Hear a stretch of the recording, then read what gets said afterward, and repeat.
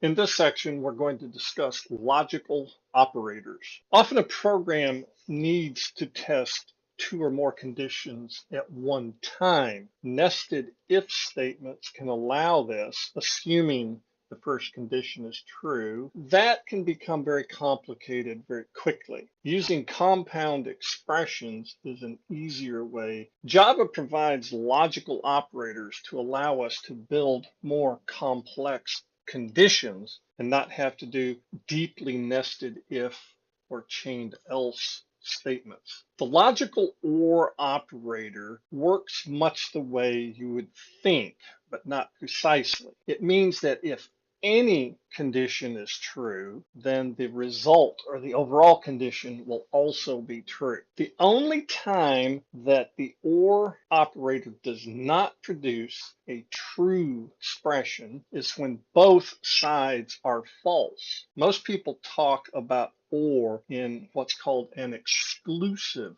sense. This logical OR is an inclusive sense, which means if both conditions are true, then the overall condition is true. An example would be when you're at a barbecue and your dad asks you, do you want a hamburger or a hot dog?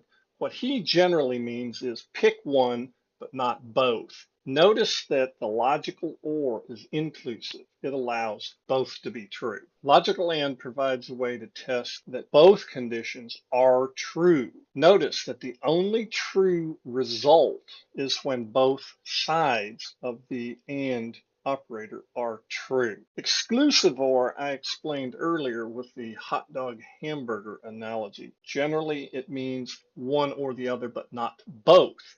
Therefore, the exclusive OR operator provides a way to test that each side is different. Notice that true is when one side is true, one side is false. The logical NOT operator allows an expression's value to be inverted or negated. That means if it's normally true, the not symbol will change it false. If it's false, then it will change it to true. This allows us to make simpler compound expressions.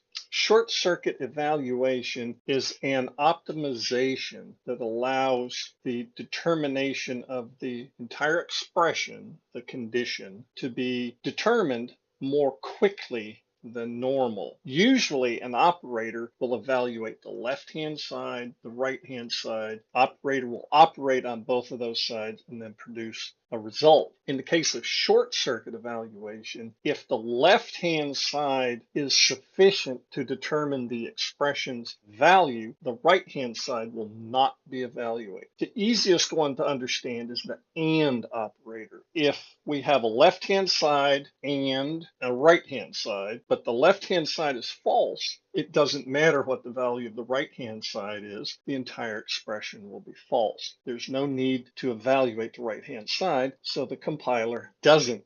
In the case of logical OR, if the left-hand side of the expression is true, the result of the entire condition must be true because logical OR is true when either or both sides are true. If the left side's true, the expression is true, no need to evaluate the right-hand side. The truth tables will help determine when short circuit evaluation will occur and when it will not. In the case of AND, if the left-hand side is true, the result may be true. The right-hand side must be evaluated to determine the overall condition's value. In the case of OR, if the left-hand side is false, the right-hand side needs to be evaluated because it may be true. And if so, the overall expression will be true. DeMorgan's laws allow negated complex expressions to be more easily understood. If we negate the entire expression, A or B, the simplification is not A and not B. Those are logically equivalent expressions. In the case of not, the entire expression of A and B, the simplification is not A or not B. Notice that in both cases, the inner expression becomes negated and the logical OR changes to an and the and changes to an OR. So we negate the left-hand side, negate the right-hand side, and change the operator. For more complex conditions that are more difficult to read, and especially when they have to negate larger expressions, DeMorgan's laws can help simplify and make the code more clear. These laws take practice. As time goes on, the benefit of using them will become more clear.